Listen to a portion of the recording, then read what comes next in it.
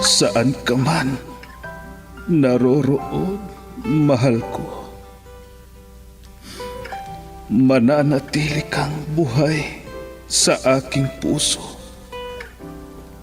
Ramdam kita sa bawat sandali. Dahil buhay na buhay ka sa himig ng pag-ibig. Himig ng pag-ibig. I need your love, you brighten up my day. Isang himig na maging gabay sa mga taong wagas na nagmamahalan. Duyan ng malabahagharing pag-ibig na hihili sa puso at pakiramdam. Himig ng pag-ibig. Isang dula na kung saan iikot ang iba't ibang kwento na inyong mapapakinggan mula Lunes hanggang Sabado. Sa pluma at direksyon ni Luvimin Aquino. Dito sa Lovelet Artist and Talent Center Drama Productions, handog sa inyo ng #1 and most trusted radio network in the country, Bumbo Radio Philippines. Basta Radio. Bumbo.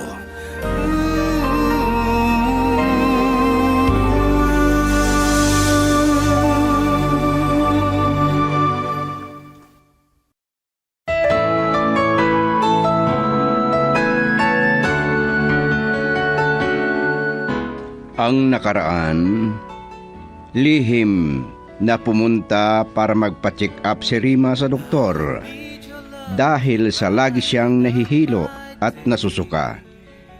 Kaya nang makauwi sa bahay nila, lubhang naguguluhan ang ama niya dahil naiiyak na nagkulong sa kwarto nito. Samantala, nasampal ni Wancho ang asawa dahil sa pinagalitan siya nito. Dahil sinumbatan niya ang asawa na pumunta sa beer house. Dahil diyan, nagsumbong sa ama. Bagay na nagpagalit sa matanda. At ngayon, narito ang karugtong ng isang linggog kasaysayan na pinamagatang Bakit? Dito sa ating dula, Himig ng Pag-ibig.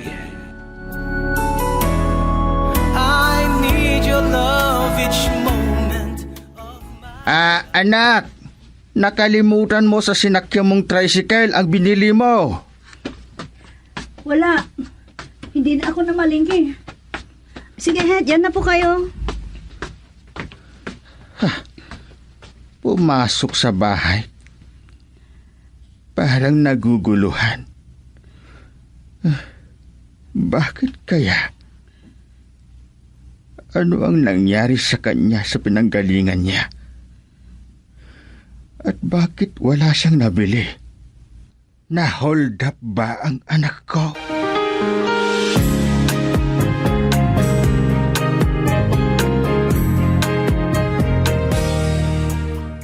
Ano ka mo? Sinampal ka ni Wancho? Opo, Papa. Dahil naiinis ako sa ginawa niya. Ang walang hiya. Mula pagkabata mo, hindi ka pa nakatikim sa amin ng mama mo. Sa panaasawa mo ang gagawa ng ganyan sa'yo, ang manakit sa'yo. Hindi ko mapapalampas ang ginawa niyang ito. Pupunta ako doon sa bahay niyo. Tignan ko lang. Papa! Bumalik kayo dito! Huwag na ninyong sugurin ang asawa ko! Papa! Hindi na niya ako pinansin.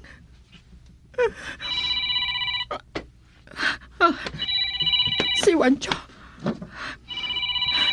Siya ang tumatawag.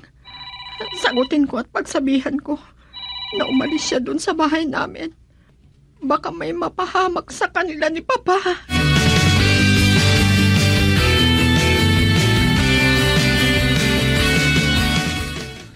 Malo, asan ka ba? Juancho, umalis ka muna dyan sa bahay. Bilisan mo. Ha? Bakit ako alis? Anong dahilan? Basta, umalis ka muna dyan. Baka mapahamak ka. Ano? Hindi kita maintindihan. Sundin mo na lang ang sinasabi ko. Kahit masama ang loob ko sa'yo dahil sa pagsampal mo sa akin, ay ayaw kong mamatay ka. Bakit ba? Sino naman ang mananakit sa akin? Huwag ka nang magtanong. Umalis ka na dyan. Bilisan mo. Sorry, pero hindi ako aalis. Gusto mo ba na may mapahamak? At sino ba ang mapapahamak? Please, sundin mo muna ang ako, Juancho. Hindi ako aalis hanggat hindi mo sinasabi kung sino ang pupunta dito para saktan ako. Ang papa ko. Ano? Nagsumbong ka na naman sa kanya? Dahil masama ang loob ko sa pagsampal mo sa akin. Kaya nagalit. Pero hindi ko inaasahan na mas lalong magagalit ang papa. At sinabi niya na pupunta dyan para gantihan ang ginawa mo sa akin. Hindi ako takot sa papa mo. Haharapin ko siya. Kahit magpatayan pa kami. Kung yun ang gusto niya. Huwag, Juancho. Huwag. Kapag may napahamak sa amin ng papa mo, walang ibang may kasalanan kundi ikaw.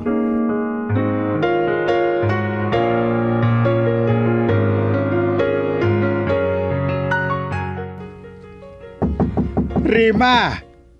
Rima anak! Buksan mo ang pinto. Kung may problema ka ay sabihin mo para matulungan kita. Ano bang problema mo, anak? Bakit ka umiiyak at nagkulong sa silid mo? Buksan mo ang pinto. Mag-uusap tayo. Tay, Bakit? Ano bang problema mo, anak? Na-hold up ka ba sa pinuntahan mo? hindi po. Ano ba ang iniiyakan mo, anak? Patawarin niyo ako dahil nagkasala ako sa inyo. Anong kasalanan mo? Wala naman akong alam na hindi mabuti na ginawa mo, anak. Meron po, meron. Ano nga? Sabihin mo para malaman ko. Mapatawad kaya ninyo ako kung sabihin ko. Anak, nagpapatawad ang Diyos. Ako pa kaya na tao lang na ginawa ng Diyos? Bakit ba? Mabigat ba ang ginawa mong kasalanan? Opo, napakabigat. Ano bang ginawa mong kasalanan? Ibinigay ko pa ang sarili ko sa isang lalaki. Kapalit noon ng malaking halaga. Ibininta ko ang dangal ko. At ngayon buntis na ako. Ano? Hindi. Bakit mo ginawa? Ano ang dahilan? Makinig kayo. Sabihin ko kung bakit napilitan akong ibenta ang aking katawan. Girl, I need you. I need your love.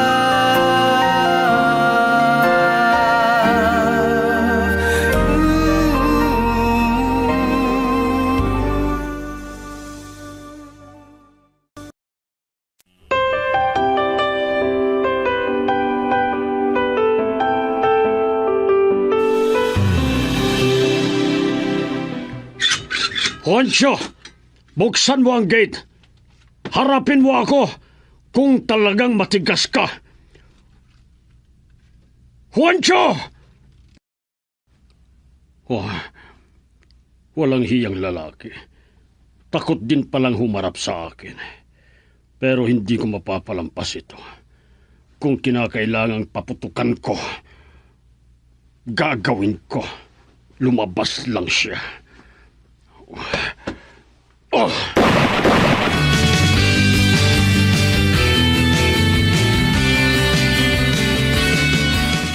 Talaga naman si Papa. Parang siya lang ang sigang lalaki. At nagpaputok pa ng baril sa harap ng gate namin. Teka nga at tatawag ako ng pulis. Alam kong walang lisensya ang baril niya. Ipapahuli ko siya para mabigyan ng leksyon. Sino naman ito? Si Malo. Isa rin ito. Hello? Wancho, asan ka na? Nandito ako sa bahay. Hindi ako umalis. Ano ba naman si Papa? Nandun sa labas ng gate. Nagpaputok ng baril dahil hindi niya ako mapalabas. Ano? Tawagan mo at paalisin mo. Kung hindi, baka mapahamak pa siya. Sige, tatawagan ko. Baka sakaling sagutin niya ang tawag ko.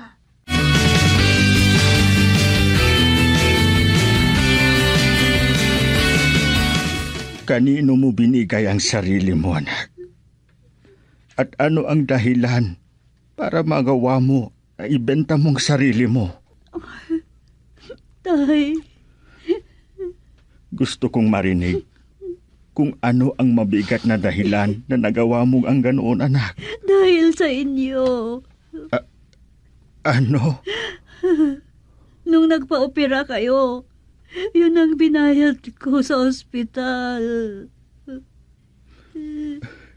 Hindi. Hindi. Bakit mo ginawa yun? Sana pinabayaan mo na ako na namatay, anak. Hindi. Ayaw kong mamatay kayo. Mahal na mahal ko po kayo. Ayaw kong mawawala kayo. Kaya naugawa kong ibenta ang sarili ko para lang maligtas kayo.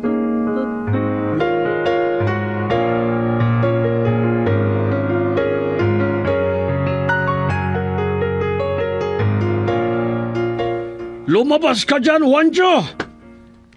Kung hindi, ang bahay mo ang isusunod kong pagbabarilin!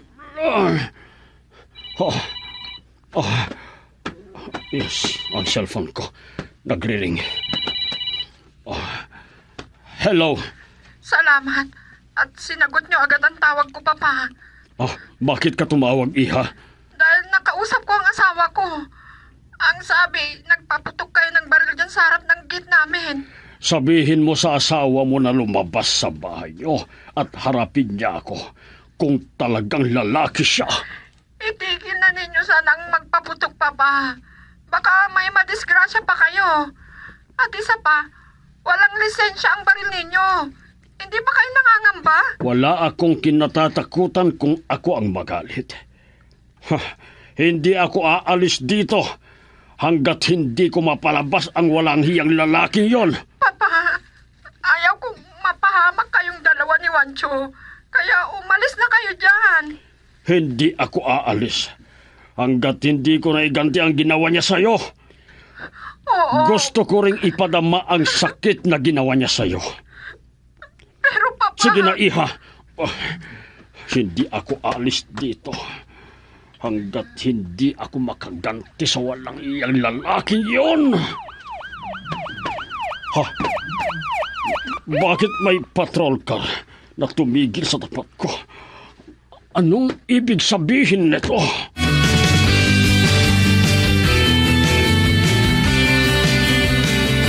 Palabasin niyo ako dito. Huwag niyo akong ikulong. Palabasin niyo ako. Yan ang napalaan nyo, Papa. Ang galing niyong magpaputok ng baril. Pero wala naman palang lisensya ang baril ninyo. Walang hiya ka, Wancho. Makalabas lang ako dito, papatayin kita. Papa, matanda na kayo. Huwag na kayong magmatigas. Kahit pa may lisensya ang baril ninyo, ay hindi dapat na basta lang magpaputok kayo ng baril.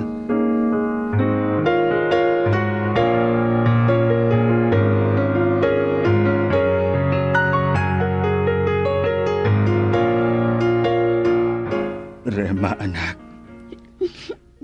Gusto kong malaman kung kanino mo binentang sarili mo para sa pagligtas mo ng buhay ko. nung nasa bingit ako ng kamatayan. Huwag na ninyong alamin. Kailangan na malaman ko para alam ko rin kung sino ang ama ng dinadala mo. Ay, Alam mo ba na parang mahapdi ang puso ko dahil sa pinagtapat mo sa akin, anak. yan ang dahilan kung bakit ayaw ko munang sabihin sa inyo. Pero paano naman? Naglilihi na ako. Sino ang mapagsamantalang lalaki na pinagbentahan mo ng dangal mo? Sabihin mo sana, anak. Sabihin mo. Si Wanju. Yung asawa ni Malu. Ano? Girl, I need you. I need your love.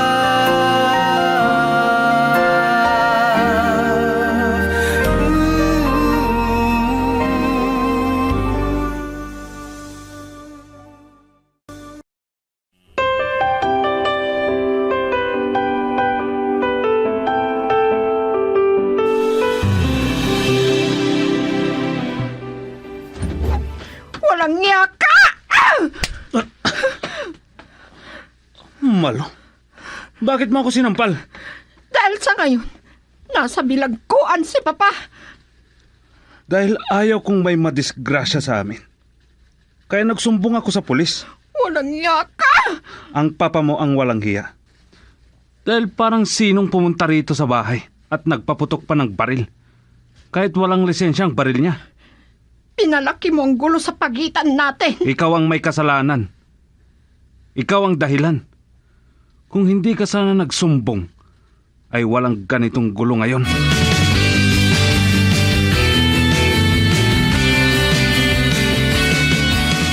Natawagan mo ang abogado ko, Iha.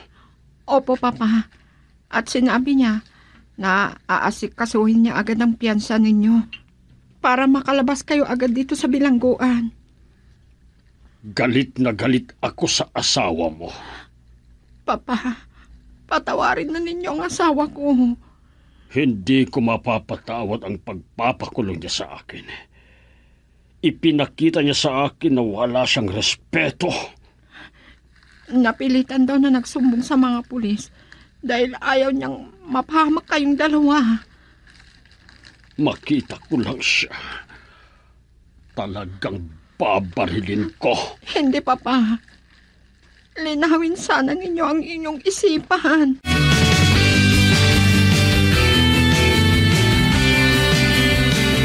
Wala pa ang asawa ko na pumunta binisita si Papa.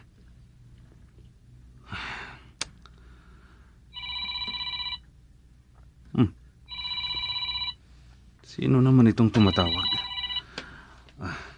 Hindi nakapundok. Hello? Hello, Wanjo. Sino ito? Ako si Sebio, ang ama ni Rima. Kayo pala. Oh, kumusta kayo? Gumaling na ba kayo? Oo. Magaling na ang sugat ng operasyon ko. Pero may ibang sugat naman na mas masakit kaysa sa operasyon ko. Anong sugat yan? Pwede ba na magkita tayong dalawa? Ha? Bakit? Ano po ang pag-uusapan natin? Marami akong gustong sabihin sa'yo na pag-uusapan natin. At pakiusap na pagbigyan mo sana ang hiling ko na magkita tayo. Sige po. Makikipagkita ako sa inyo. Gaya ng hiling nyo. Saan po ba tayo mag-uusap?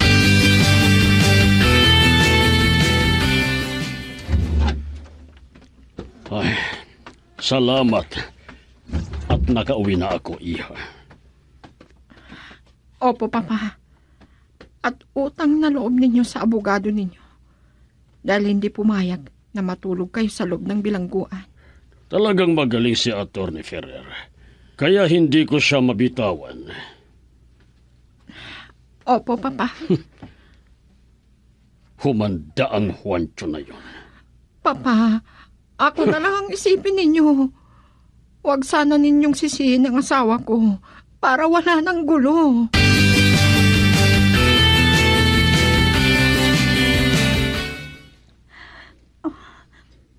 Ano? Tinawagan ninyo si Juancho at hiniling ninyo na magkita kayo? Para makausap niyo. Oo, anak. Dahil ayaw kong mapagsamantala siya.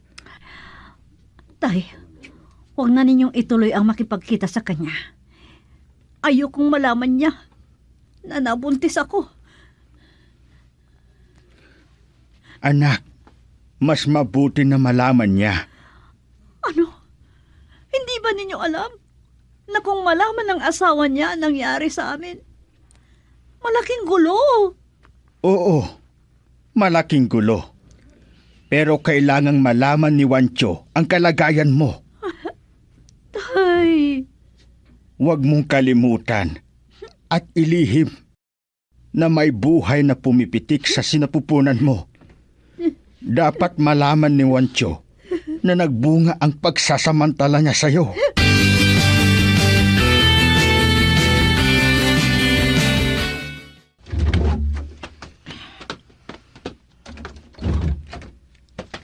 Oh, bakit ngayon ka lang dumating? Madilim na. Dahil tinulungan ko si Atty. Ferrer sa pagpiyansa kay Papa. Kung ganun, nakalabas na. Oo. Ang alam mo siguro ay magtatagal si Papa sa bilangguan. Kahit hindi natulog si Papa sa bilangguan, naranasan niya ang mabilanggo. At sana, maging leksyon yun sa kanya. At hindi niya na ulitin ang maling ginawa niya. Dahil sa ginawa mo, ay mas lalo akong galit sa'yo. Wala akong magagawa. Kung magalit man siya sa akin, ginawa ko lang ang dapat. Dahil ayaw kong may mapahamak sa aming dalawa. Kung magkita kayo, humingi ka ng tawad sa kanya. Ano? Ako pa ang hihingi ng tawad sa ama mo? Samantalang siyang may kasalanan? Pwede ba yun? Na siya ang hihingi ng tawad sa'yo? Dapat lang. Dahil siya ang may kasalanan. Girl, I need you. I need your love.